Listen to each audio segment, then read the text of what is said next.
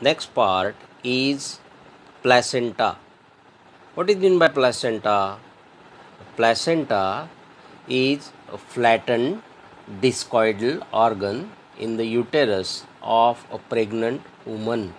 गर्भवती स्त्रियांमध्ये एक विशिष्ट प्रकारचा चापट अशा प्रकारचा एक अवयव जो आहे तो तयार झालेला आपल्याला दिसून येतो, त्याला म्हटलं जातं placenta. The placenta is a temporary structural and functional connection between fetal and maternal circulation.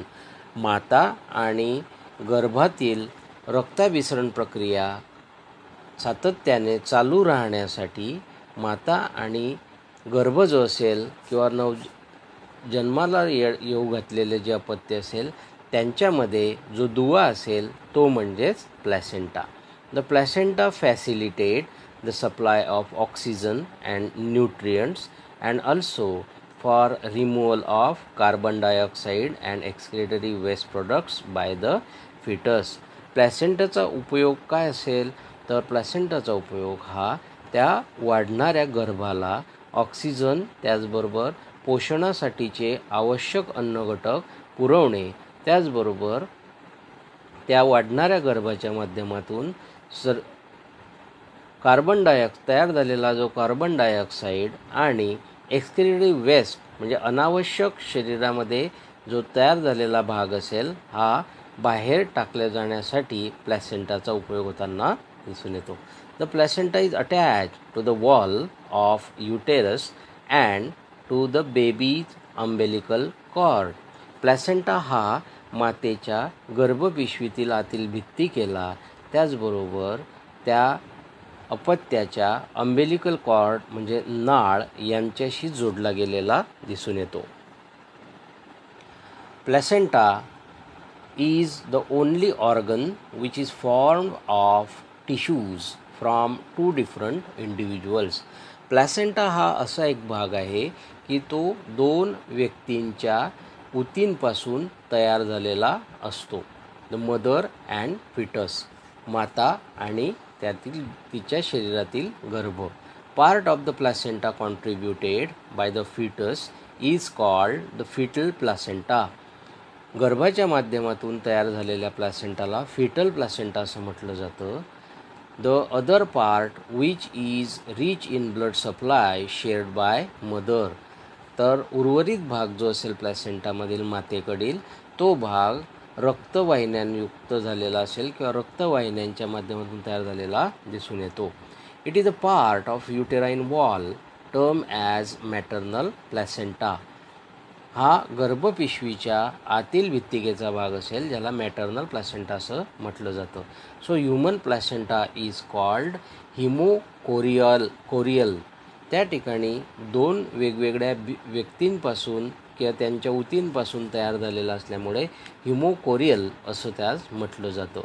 The umbilical cord is formed of 3 blood vessels. Umbilical cord जी असेल ही 3 रक्तवाहिन्यांनी तयार झालेली असणार.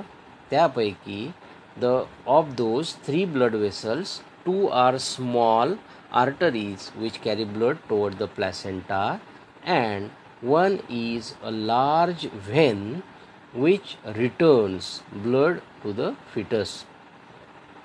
ज्यामधल्या 2 ज्या आहेत या रक्तवाहिन्या शुद्ध रक्त वाहून नेण्याचं कार्य करतात, ज्यांना आर्टरीज असं म्हटलं जाणार, ज्या आकाराने लहान असतील.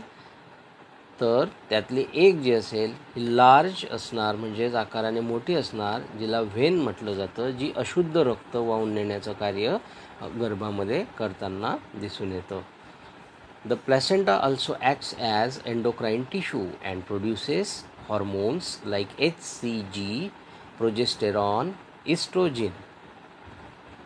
प्लॅसेंटा हा भाग जो असेल हा काही अंशी अंतरस्त्रावी टिश्यू म्हणजेच उतींच्या माध्यमातून कार्य करेल आणि त्याच्या माध्यमातून काही हॉर्मोन्स म्हणजे संप्रेरक जे आहेत ती स्त्रवली जाताना दिसतात, ज्यामध्ये HCG, प्रोजेस्टेरॉन आणि इस्ट्रोजिन ही हॉर्मोन्स असतील. तर रिलॅक्सिन हॉर्मोन्स जे आहेत हे ओव्हरीच्या माध्यमातून आपल्याला सिक्रीट होताना दिसतील, मात्र ते गर्भधारणेच्या शेवटच्या टप्प्यात आपल्याला स्रवताना दिसतात. Level of HCG increases up to the end of first trimester and then it declines. First ट्रायमिस्टरच्या शेवटी आपल्याला HCG जी लेवल असेल ही आपल्याला वाढताना दिसून येते, मात्र त्यानंतर त्या ठिकाणी त्याच्या पातळीमध्ये आपल्याला कमी येताना किंवा कमतरता होताना दिसून येते. By the end of first trimester progesterone is produced by placenta. प्लॅसेंटाच्या माध्यमातून फर्स्ट ट्रायमिस्टर म्हणजेच पहिल्या टप्प्यामध्ये पहिल्या 3 महिन्याच्या कालावधीमध्ये प्लॅसेंटाच्या माध्यमातून प्रोजेस्टेरॉन, ज्याला आपण बर्थ हार्मोन असं म्हटलं जातं, त्या हार्मोनची निर्मिती व्हायला सुरुवात होते. These hormones are required for fetal growth and maintenance of pregnancy. या संप्रेरकांचा म्हणजेच हार्मोनचा उपयोग काय, तर त्या हार्मोन्सच्या माध्यमातून गर्भाची वाढ जी असेल ती नियंत्रणात ठेवली जाते. त्याचबरोबर गर्भधारणा जी असेल ही प्रक्रिया स्वरूपी कायम ठेवली जाते. पुढे आपल्याला काही संस्था जी आहे, एका संस्थेची माहिती आपल्याला त्या ठिकाणी पुस्तकात दिलेली आहे. त्याचबरोबर काही गोष्टी आपणास लक्षात ठेवण्यासाठी सुद्धा पुस्तकामध्ये दिलेल्या आहेत. ती कोणत्या आपण बघूया. HCG, HPL म्हणजेच human placental lactogen relaxin are produced in womens only during pregnancy. गर्भधारणेच्या काळात स्त्रियांमध्ये HCG, HPL आणि रिलॅक्सिन या संप्रेरक म्हणजेच हॉर्मोन्सची वाढ झालेली दिसून येते. जी संस्था आपल्याला या ठिकाणी पुस्तकात दिलेली आहे ती म्हणजेच कॉर्ड ब्लड बँक, कोलकाता. भारतातील कोलकाता या शहरामध्ये कॉर्ड ब्लड बँकची निर्मिती त्या ठिकाणी केली गेलेली आहे, जी 2001 मध्ये आपल्याला अमेरिकन असोसिएशन ऑफ ब्लड बँकच्या मान्यतेच्या माध्यमातून तयार झालेली दिसून येते. The cord blood bank functions according to the central and state government policies, rules and guidelines. केंद्रीय आणि राज्य शासनाच्या माध्यमातून तयार केले गेलेले वेगवेगळे जे रूल्स असतील म्हणजे नियम असतील, कायदे असतील आणि त्या माध्यमातून या ब्लड बँकच्या माध्यमातून कार्य होताना दिसून येतं. यामध्ये या कॉर्ड ब्लड बँकमध्ये अंबेलिकल कॉर्ड ब्लड म्हणजेच नाळ आणि त्यामध्ये असलेलं जे रक्त असेल हे संग्रह करून ठेवलं जातं, जेणेकरून भविष्यात जर एखाद्या व्यक्तीमध्ये त्या प्रकारचा किंवा त्याच्या शरीरामध्ये आवश्यक असलेल्या त्याच्या जन्माच्या वेळच्या पेशींची गरज भासलीच, ज्यापासून अवयव निर्माण करता येतो, त्यासाठी या बँकमधून त्या व्यक्तीने संग्रही करून ठेवलेले त्याचेच शरीरातील अंबेलिकल कॉर्ड आणि ब्लड, त्याचबरोबर काही पेशी ज्या आहेत त्या त्यांना मिळवता येतात, जेणेकरून काही विशिष्ट प्रकारचे दुर्धर आजार, ज्यांना ल्युकेमिया, काही विशिष्ट प्रकारचे कर्करोग, सिकल सेल ॲनेमिया आणि काही विशिष्ट प्रकारच्या चयापचयाशी संबंधित विकार या संदर्भात या ब्लड बँकमधून त्या व्यक्तीने जर त्याच्या शरीरातलं अंबेलिकल कॉर्ड आणि ब्लड साठवून किंवा संग्रहित करून ठेवलेलं असेल तर ते त्याला या विकारांवरती मात करण्यासाठी उपचारासाठी उपयोगात आणता येतो. पुढचा भाग parturition. What is mean by parturition? Humans are viviparous. मानव जो असेल हा त्याच्यासारख्याच दिसणाऱ्या इंडिव्हिज्युअलला म्हणजे त्याच्यासारख्याच दिसणाऱ्या एका अपत्याला जन्म देताना दिसून येतो. As they give birth to their young ones, ते त्यांच्यासारख्याच दिसणाऱ्या अपत्यांना जन्म देताना दिसून येतात. Parturition is the process of giving birth to a baby. Parturition म्हणजेच अपत्याला जन्माला घालणं. The physical activities involved in the parturition like uterine and abdominal contractions. या प्रक्रियेमध्ये गर्भपिशवी त्याचबरोबर पोटामध्ये काही विशिष्ट प्रकारच्या आकुंचन प्रसरणाच्या प्रक्रिया घडून येताना दिसून येतात. Dilation of cervix and passage of baby are collectively called labour. त्यामध्ये प्रसूती वेदना त्याला म्हटलं जातं, ज्यामध्ये सर्विक्स नावाचा जो भाग असेल यामध्ये आकुंचन आणि प्रसरण पावण्याची प्रक्रिया जी आहे ती घडून येताना दिसते. त्या प्रक्रियेला लेबर म्हणजेच प्रसूती वेदना म्हटलं जातं. Labour is accompanied by localised sensation of discomfort or agony called labour pain. या ठिकाणी त्या विशिष्ट अवयवांमध्ये जे वेदना होताना दिसून येतात किंवा त्या ठिकाणी अस्वस्थता निर्माण होताना दिसून येते त्याला प्रसूती वेदना असं म्हटलं जातं. Parturition is controlled by a complex neuroendocrine mechanism. Parturition जी असेल ही एका विशिष्ट पद्धतीने नियंत्रित केली गेलेली जटिल अशा प्रकारची आपल्या शरीरामधल्या न्यूरोएंडोक्राइन मेकॅनिझम म्हणजेच चेतासंस्थेच्या माध्यमातून घडून आणली गेलेली क्रिया आहे. Signals arise from the fully form foetus and placenta cause mild uterine contraction. यामध्ये विशिष्ट प्रकारचे संकेत जे असतील ते पूर्ण विकसित झालेल्या अपत्याकडून दिले जातात, ज्यामुळे त्या ठिकाणी गर्भपिशवीमध्ये विशिष्ट पद्धतीने आकुंचन पावण्याची प्रक्रिया जी असेल ती आपल्याला घडून येताना दिसते. It is accompanied by rise in oestrogen progesterone ratio, increase in oxytocin receptor in the uterine muscles. यामध्ये इस्ट्रोजन प्रोजेस्टेरॉन रेशो जो असेल त्यामध्ये बदल आपल्याला घडून आलेला दिसतो. त्यांच्या पातळीत झालेली जी घट असेल त्याच्या माध्यमातून आपल्याला ऑक्सिटोसिन रिसेप्टर्स म्हणजेच बर्थ हार्मोन्सच्या माध्यमातून त्या ठिकाणच्या गर्भपिशवीच्या आतले जे स्नायू असतील ते सक्रिय होताना दिसून येतात. They cause vigorous contraction of a myometrium of uterus at the end of pregnancy. त्यामुळे गर्भपिशवीच्या आतल्या भित्तिकेमध्ये विशिष्ट पद्धतीने आकुंचन पावण्याची प्रक्रिया जी आहे ती घडून येताना दिसते आणि त्यामुळे गर्भधारणा पूर्णत्वास येऊन त्या ठिकाणी प्रसूतीसाठीची परिस्थिती निर्माण झालेली दिसून येते. The fully developed fetus gives signals for the uterine contraction by secreting adrenocorticotropic hormone ACTH. पूर्णपणे विकसित झालेले जे अर्भक असेल किंवा पूर्ण विकसित झालेला जो गर्भ असेल तो विशिष्ट प्रकारचे संकेत दिल्यानंतर त्या ठिकाणी ॲड्रेनोकॉर्टिकोट्रॉपिक हॉर्मोन म्हणजे विशिष्ट संप्रेरक जे आहे जे ACTH म्हणून ओळखले जातात ते आपल्या मस्तिष्क म्हणजेच पिच्युटरी ग्लँडच्या माध्यमातून कॉर्टिकोस्टेरॉइड्स अँड ॲड्रिनल ग्लँड यांच्या माध्यमातून आपल्याला स्त्रवताना दिसून येतात. This triggers release of oxytocin from mother's pituitary gland. यामुळे मातेच्या मस्तिष्क ग्रंथीपासून स्त्रवणाऱ्या ऑक्सिटोसिन या हॉर्मोनवरती विशिष्ट पद्धतीने नियंत्रण आणलं जातं, ज्यामुळे which acts on uterine muscles of mother and causes a vigorous uterine contraction. ज्यामुळे मातेच्या गर्भपिशवीतील स्नायूंवर त्याचा परिणाम होतो आणि त्या ठिकाणी प्रसरण पावणे आणि आकुंचन पावण्याची प्रक्रिया होताना दिसून येते. This leads to the expulsion of the baby from the uterus.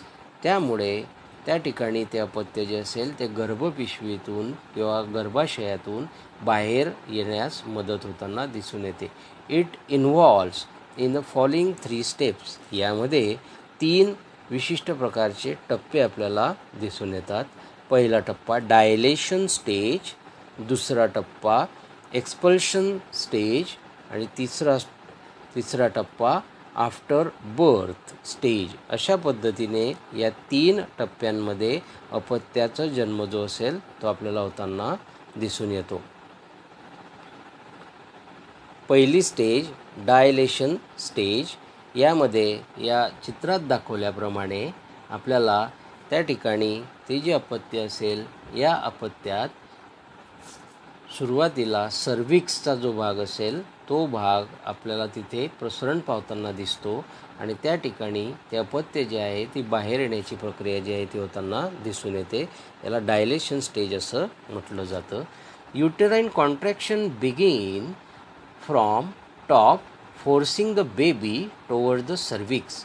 सर्व्हिक्सकडे म्हणजेच वजायनल ओपनिंगकडे त्या ठिकाणी ते अपत्य जे आहे ते लोटलं जाताना दिसतं. Contraction are accompanied by pain caused by compression of blood vessels. रक्तवाहिन्यांच्या दाबल्या गेल्यामुळे त्या ठिकाणी प्रचंड वेदना ज्या आहेत त्या होताना दिसून येतात. Oxytocin induce uterine contractions become stronger and stronger due to stimulatory reflex. Oxytocin जो असेल तो त्या ठिकाणी हा संप्रेरक किंवा हॉर्मोन जो असेल तो त्या गर्भाशयातील गर्भपिशवीला प्रसरण पावण्यासाठी मदत करणार आणि त्या ठिकाणी स्टिम्युलेटरी रिफ्लेक्स म्हणजेच चेतासंस्थेच्या माध्यमातून विशिष्ट संवेदना ज्या आहेत त्या ठिकाणी पोहोचवल्या जातात. As the baby is pushed down in the uterus its head comes to lie against cervix. अपत्य ज्या वेळेला ढकललं जाणार त्यावेळेला गर्भपिशवीतून सुरुवातीला बाहेरच्या बाजूला त्या अपत्याचे डोकं जे असेल ते डोके सर्व्हिक्सकडे येताना दिसते. सर्व्हिक्स गेट्स डायलेटेड. सर्व्हिक्सचा भाग जो असेल त्यामध्ये प्रसरण पावलेला दिसतो. The वजायना also shows similar dilation.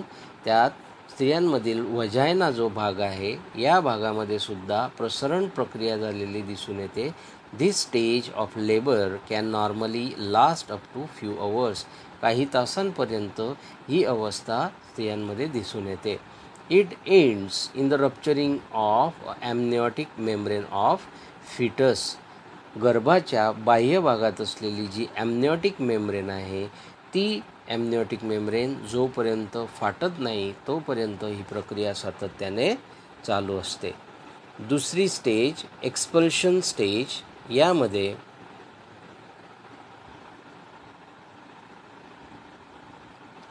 The uterine and abdominal contraction become stronger. गर्भपिशवी किंवा गर्भाशय आणि पोटाचा जो भाग असेल यामध्ये आकुंचन पावण्याची प्रक्रिया जी असेल ती अतिशय वेगात होताना दिसून येते. In normal delivery the foetus passes out through cervix and vagina with head in forward direction. पुढच्या भागात सर्व्हिक्स आणि वजायनाच्या माध्यमातून डोक्याच्या कडून ते अपत्य जे असेल ते स्त्रीच्या शरीराच्या बाहेर ढकललं जातं. It takes 20 to 60 minutes. यासाठी 20 ते 60 मिनिटांचा कालावधी लागतो. The umbilical cord is tied and cut off close to the baby's navel. अपत्याच्या नाभीजवळ अंबेलिकल कॉर्ड म्हणजे नाड जी असेल ती घट्ट बांधून ठेवली जाते आणि कापून ठेवली जाते. पुढची स्टेज आफ्टर बर्थ. जन्मानंतर after the delivery of the baby, the placenta separates from the uterus and is expelled out as after birth.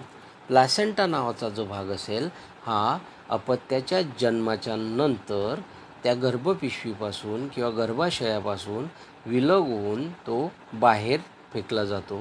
Due to severe contraction of the uterus. त्या गर्भाशयामध्ये झालेल्या आकुंचन प्रक्रियेमुळे तो बाहेर फेकला जातो. This process happens within 10 to 45 minutes. ही प्रक्रिया 10 ते 45 मिनिटांपर्यंत चालू राहिलेली आपल्याला दिसून येते.